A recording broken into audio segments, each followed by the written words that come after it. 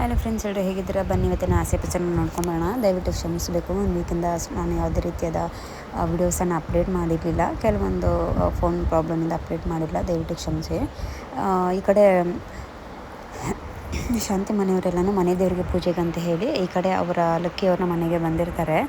ಲಕ್ಕಿಯವರ ಮನೆಯಲ್ಲಿ ಬಂದು ಸೆಟಲ್ ಆದಮೇಲೆ ಈಗಿಂದ ಎಪಿಸೋಡ್ ಏನಿದೆ ಅದನ್ನು ಅಪ್ಡೇಟ್ ಮಾಡ್ತಾಯಿದ್ದೀನಿ. ಈ ಕಡೆ ಶಾಂತಿ ಫೋನಲ್ಲಿ ಮಾತಾಡ್ತಾ ಇರ್ತಾಳೆ. ಅದೇ ಟೈಮ್ಗೆ ಈ ಕಡೆ ಅಜ್ಜಿನೂ ಮತ್ತು ಶ್ರುತಿಯನ್ನು ಒಂದು ಸೈಡಲ್ಲಿ ನಿಂತ್ಕೊಂಡಿರ್ತಾರೆ. ಅತ್ತೆ ಮೀನವ್ರಿಗೆ ಎಷ್ಟು ಕಷ್ಟ ಕೊಡ್ತಾರೆ ಗೊತ್ತಾ ಅವರು. ಅತ್ತೆ ನೀವಿಲ್ಲಿ ಕೆಲಸ ಮಾಡಿಸ್ಬೇಕು ತಾನೆ ಅಂದಾಗ ಅವಳು ಆಗಿಂದನೂ ಕೆಲಸನೇ ಮಾಡಿಲ್ಲ. ಅವ್ರ ಮನೇಲಿ ಸುಖದ ಸುಪ್ಪತ್ತಿಗೆ ಬೆಳೆದಿದ್ದಾಳೆ ಅವಳು. ಹೀಗೆ ಕೆಲಸ ಮಾಡಿದ್ರೆ ಹೆಂಗಪ್ಪ ಆಗುತ್ತೆ ಅಂತೇಳಿ ಅಂದಾಗ, ಏನಾದರೂ ಒಂಚೂರು ಹೇಳಿ ಅತ್ತೆ ಕೆಲಸ ಮಾಡೋದಕ್ಕೆ, ನಾನು ಅದನ್ನ ವಿಡಿಯೋ ಮಾಡ್ಕೊತೀನಿ ಅಂತಾರೆ. ನೀನು ವಿಡಿಯೋ ಮಾಡ್ಕೊಂಡು ಏನೇ ಮಾಡ್ತೀನಿ ಅಂತೇಳಿ ಅಜ್ಜಿ ಕೇಳಿದಾಗ, ನನಗೆ ಒಂದು ಸ್ವಲ್ಪ ಟೈಮ್ ಪಾಸು ಚೆನ್ನಾಗಿರುತ್ತೆ, ನಾನು ವೀಡಿಯೋಸ್ ಒಂದು ಸ್ವಲ್ಪ ಅಪ್ಡೇಟ್ ಮಾಡ್ತೀನಿ ಸೋಷಿಯಲ್ ಮೀಡ್ಯಾದಲ್ಲಿ ಅಂತೇಳಿ ಶ್ರುತಿ ಅಂತಾಳೆ. ಸರಿ ಆಯಿತು ಅಂತೇಳಿ, ಕೆಲಸ ಮಾಡೋರು ಇದ್ದಾರಲ್ಲ ಅಂದಾಗ, ನನಗೋಸ್ಕರ ಮಾಡೋ ಅಂದಾಗ, ಸರಿ ಆಯಿತು ನೀನು ಇಷ್ಟೊಂದು ಕೇಳ್ಕೊತ ಇದೆಯಲ್ಲ, ನಿನಗೋಸ್ಕರ ನಾನು ಮಾಡ್ತೀನಿ ಅಂತ ಹೇಳಿ ಈ ಕಡೆ ಸರಿ ಆಯಿತು ಅಂತ ಒಪ್ಕೊತಾರೆ. ಈ ಕಡೆ ಶಾಂತಿ ಬಾರೇ ಇಲ್ಲಿ ಅಂದಾಗ ಈ ಅತ್ತೆ ಏನೋ ಮಾತಾಡ್ತಾ ಇದ್ದಾರೆ.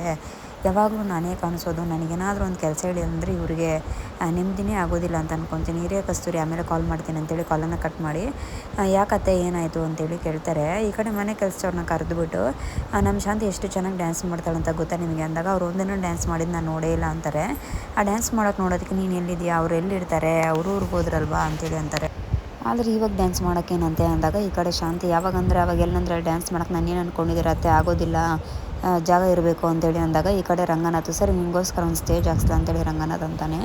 ಈ ಕಡೆ ಶ್ರುತಿ, ಅದಕ್ಕೆ ಸಾಂಗ್ಸ್ ಎಲ್ಲ ಏನಿದೆ ನಾನು ರೆಡಿ ಮಾಡಿದ್ದೀನಿ ಅತ್ತೆ ಆಡಿ ಅಂತಂದಾಗ ಇವಳುಗಳು ಎಲ್ಲದಕ್ಕೂ ಬಂದುಬಿಡ್ತಾಳೆ ಅಂತೇಳಿ ಈ ಕಡೆ ಶಾಂತಿ ಶ್ರುತಿನ ಬೇಕು ಅಂತ ಇರ್ತಾಳೆ. ಅತ್ತೆ ಆಡೋ ಕೇಳಿ ಅಜ್ಜಿ ಅಂತ ಅಂದಾಗ, ಶಾಂತಿ ಇವಾಗ ನೀನು ಡ್ಯಾನ್ಸ್ ಮಾಡ್ತೀಯೋ ಇಲ್ಲೋ ಅಂಥೇಳಿ ಈ ಕಡೆ ಅಂದಾಗ, ಸರಿ ಆಯಿತು ಅಂತೇಳಿ ಈ ಕಡೆ ಶಾಂತಿ ಡ್ಯಾನ್ಸ್ ಮಾಡೋಕ್ಕೆ ಶುರು ಮಾಡ್ತಾಳೆ. ಮನೆಯವರೆಲ್ಲ ನೋಡಿದ ಎಷ್ಟು ಚೆನ್ನಾಗಿ ಡ್ಯಾನ್ಸ್ ಮಾಡ್ತಾಯಿದ್ದಾರೆ ಅಂತೇಳಿ ಅಂತಾರೆ. ಈ ಕಡೆ ಮನೋಜ ಮತ್ತು ಇವರು ಸಹ ರೋಹಿಣಿನೂ ಸಹ ಎಷ್ಟು ಚೆನ್ನಾಗಿ ಆತ ಡ್ಯಾನ್ಸ್ ಮಾಡ್ತಾಯಿದ್ದಾರೆ ಅಂತಾರೆ. ಮತ್ತು ಈ ಕಡೆ ಸೂರ್ಯ ಮೀನಾಗೆ ಸೂರ್ಯ ಬಾ ಮೀನಾ ಡ್ಯಾನ್ಸ್ ಆಡೋಣ ಅಂತಂದಾಗ, ಬರೋದೇ ಇಲ್ಲ ನಾನು ಬರೋದಿಲ್ಲ ರೀ, ನೀವು ಓಡಿ ಅಂತೇಳಿ ಅಂತಾರೆ. ಇಲ್ಲ ಕಣೆ ಬಾರೇ, ತುಂಬ ಎಂಜಾಯ್ಮೆಂಟ್ ಚೆನ್ನಾಗಿರ್ತೈತೆ, ನೀವು ಡ್ಯಾನ್ಸ್ ಮಾಡಿಲ್ಲ ಅಂದರೆ ಹಿಂಗೆ ಬಾ ಒಂದು ಸ್ವಲ್ಪ ಹೊತ್ತು ಅಂತ ಹೇಳಿ ಈ ಕಡೆ ಕರೆದಾಗ, ಇಲ್ಲ ಬರೋದೇ ಇಲ್ಲ ಅಂತಾರೆ. ಸರಿ ಆಯಿತು ಅಂತೇಳಿ ಈ ಕಡೆ ಮನೋಜ ರೋಹಿಣಿ, ಅದಾದಮೇಲೆ ಸೂರ್ಯ, ಅದಾದಮೇಲೆ ಈ ಕಡೆ ರವಿ ಇವರೆಲ್ಲನೂ ಸೇರಿಕೊಂಡು ಶಾಂತಿ ಜೊತೆ ಡ್ಯಾನ್ಸ್ ಮಾಡೋಕ್ಕೆ ಶುರು ಮಾಡ್ತಾರೆ.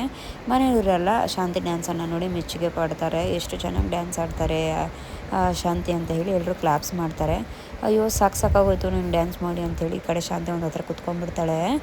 ಅದೇ ಟೈಮ್ಗೆ ಈ ಕಡೆ ಅಜ್ಜಿ, ಯಾಕೆ ಮೀನಾ ಒಂಥರ ಇದೆಯಾ ಅಂತಂದಾಗ, ಏನಿಲ್ಲ ದೇವಸ್ಥಾನದಲ್ಲಿ ಯಾರೋ ಒಬ್ಬರು ಸಿಕ್ಕಿದ್ರು, ಅಗೋರಿಗಳು ಸಿಕ್ಕಿದ್ರು, ಅವರು ಏನು ನೀನು ಇಲ್ಲಿರಬೇಡ ಊರು ಬಿಟ್ಟು ಹೋಗು ಅಂತ ಇದ್ರು, ಯಾರು ಅವರು ಅಂದಾಗ, ಅವನ ಹುಚ್ಚ ಮನೆ ಸುತ್ತಾಡ್ತಾ ಇರ್ತಾನೆ.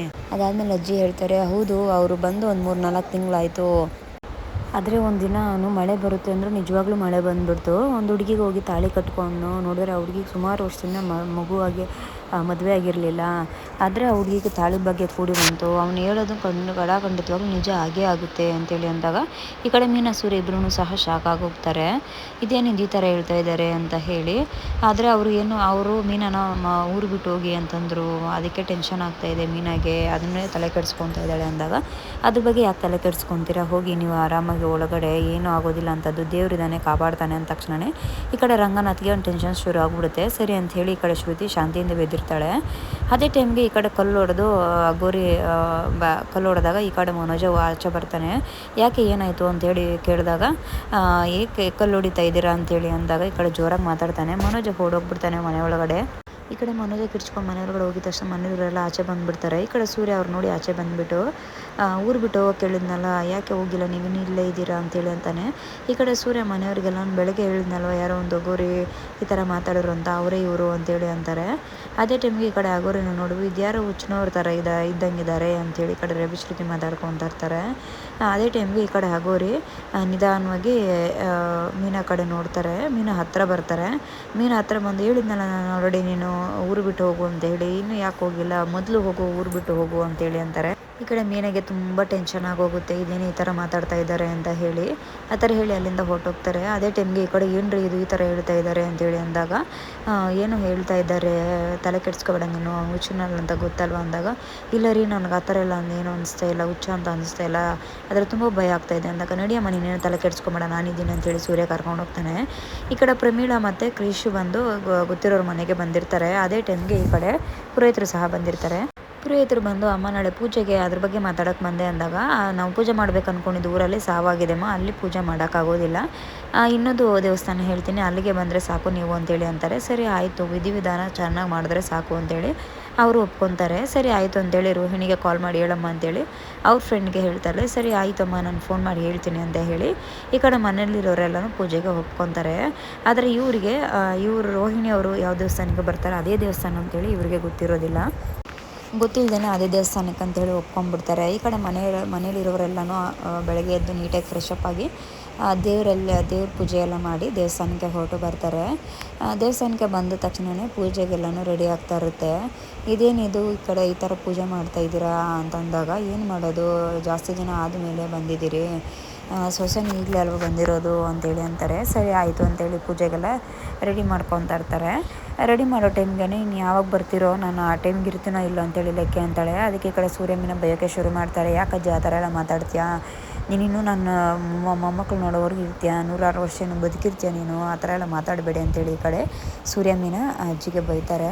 ಸರಿ ಆಯಿತು ಅಂಥೇಳಿ ಪೂಜೆಗೆಲ್ಲನೂ ರೆಡಿ ಆಗ್ತಾ ಇರುತ್ತೆ. ಅದೇ ಟೈಮ್ಗೆ ಈ ಕಡೆ ರೋಹಿಣಿ ಏನಪ್ಪ ಮಾಡೋದು, ಯಾವ ಥರ ಇವ್ರ ಹತ್ರ ತಪ್ಪಿಸ್ಕೊಂಡು ಹೋಗೋದು ಅಂತೇಳಿ ಯೋಚನೆ ಮಾಡ್ತಾ ಇರ್ತಾಳೆ. ಅದೇ ಟೈಮ್ಗೆ ಕಾಲ್ ಬರುತ್ತೆ. ಮನೋಜಿಗೆ ನನ್ನ ಕ್ಲೈಂಟ್ ಕಾಲ್ ಮಾಡಿದ್ದಾರೆ ಅಂತೇಳಿ ಅಂತಾರೆ. ಈ ಕಡೆ ಮನೋಜ ಲಾಯರ್ ಕೂಡ ಇಷ್ಟೊಂದು ಕ್ಲೈಂಟ್ಸ್ ಇರಲ್ಲ, ಅಷ್ಟೊಂದು ಕ್ಲೈಂಟ್ಸ್ ಇದ್ದಾರೆ ನಿನಗೆ, ಬೇಗ ಹೋಗಿ ಅರ್ಜೆಂಟ್ ಇದೆ, ನಾನು ಕಾಲ್ ಮಾಡಬೇಡಿ, ನಾನು ಡಿಸ್ಟರ್ಬ್ ಮಾಡಬೇಡಿ ಅಂತ ಹೇಳಿ ಬರಬೇಕು ಅಷ್ಟೇ, ಹೋಗು ಮೊದಲು ಅಂತೇಳಿ ಈ ಕಡೆ ಮನೋಜ ಬೈತಾನೆ. ಸರಿ ಆಯಿತು ಅಂತೇಳಿ ರೋಹಿಣಿ ಸಹ ಏನು ಮಾಡೋಕ್ಕಾಗ್ದಿರೇ ದೂರ ಬಂದು ಹೇಳ್ತಾಳೆ, ಏನಮ್ಮ ಈ ಸಲ ಫೋನ್ ಮಾಡ್ತಾ ಇದ್ದೀರಾ, ಯಾಕಮ್ಮ ಏನಾಯಿತು ಅಂದಾಗ, ಪೂಜೆ ಶುರು ಆಗ್ತಾಯಿದೆ ಬಾ ಅಂತಾರೆ. ಸರಿ ಆಯಿತು, ಎಲ್ಲಿ ಪ್ಲೇಸು ಏನು ಅಂತ ಹೇಳಿದಾಗ, ಇಲ್ಲಿ ದೇವಸ್ಥಾನದಲ್ಲಿ ಈ ಕಡೆ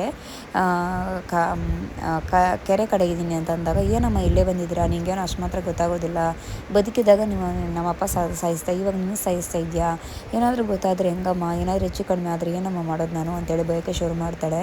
ನನಗೇನೇ ಗೊತ್ತು ನೀನು ಇಲ್ಲಿ ಬರ್ತೀಯ ಅಂತ ಹೇಳಿ, ನಂದೇನು ತಪ್ಪು ಇದೆ, ದಯವಿಟ್ಟು ಬಂದ್ಬಿಡಮ್ಮ, ಏನಾದರೂ ಹೇಳಿ ಬಂದ್ಬಿಡು, ಕಾರ್ಯ ಆರಾಮಾಗಿ ಮುಗಿಸ್ಕೊಂಡು ಹೋಗ್ಬಿಡು ಅಂತಂದಾಗ, ಸರಿ ಆಯಿತು ಅಂತ ಹೇಳಿ ರೋಹಿಣಿನೂ ಅಂತಾಳೆ. ಈ ಕಡೆ ಅವ್ರ ಫ್ರೆಂಡು ರೋಹಿಣಿಗೆ ಕಾಲ್ ಮಾಡ್ತೀನಿ ಅಂತ ಹೇಳಿ ಈ ಕಡೆ ರೋಹಿಣಿನೂ ಫೋನ್ ಮಾಡಿ ಅವರಿಗೆ ಬರ್ತೀನಿ ಅಂತ ಹೇಳಿ ಭರವಸೆ ಕೊಟ್ಟಿರ್ತಾಳೆ. ಅದ್ರ ತಕ್ಕಂಗೆ ರೋಹಿಣಿ ಅವ್ರಿಗೆ ಏನಾದರೂ ಒಂದು ಹೇಳಿ ಪೂಜೆಗೆ ಬಂದು ಕೂತ್ಕೊಂಡಿರ್ತಾಳೆ. ಪೂಜೆ ಮಾಡ್ತಾ ಇರಬೇಕಾದ್ರೆ ಈ ಕಡೆ ಪೂಜೆಗೆ ಸೊಸೆ ಹೋಗಿ ನೀರನ್ನು ತೊಗೊಂಬರ್ಬೇಕು ಕಲ್ಯಾಣಿಲಿ ಅಂದಾಗ, ನೀರು ತೊಗೊಂಡು ಹೋಗೋಕೆ ಮೀನಾ ಬರ್ತಾಳೆ. ಮೀನಾ ಬಂದಾಗ ರೋಹಿಣಿನ ನೋಡ್ತಾಳೆ. ರೋಹಿಣಿನ ನೋಡಿದಾದ್ಮೇಲೆ ಮುಂದಿನ ಎಪಿಸೋಡಲ್ಲಿ ಏನಾಗುತ್ತೆ ಅನ್ನೋದನ್ನು ನೆಕ್ಸ್ಟ್ ಎಪಿಸೋಡಲ್ಲಿ ಮೀಟ್ ಮಾಡೋಣ. ಆದಷ್ಟು ನನ್ನ ವಿಡಿಯೋಸ್ ಇಷ್ಟ ದಯವಿಟ್ಟು ಲೈಕ್ ಮಾಡಿ, ಶೇರ್ ಮಾಡಿ ಮತ್ತು ಸಬ್ಸ್ಕ್ರೈಬನ್ನು ಮಾಡಿ. ಬಾಯ್ ಬಾಯ್.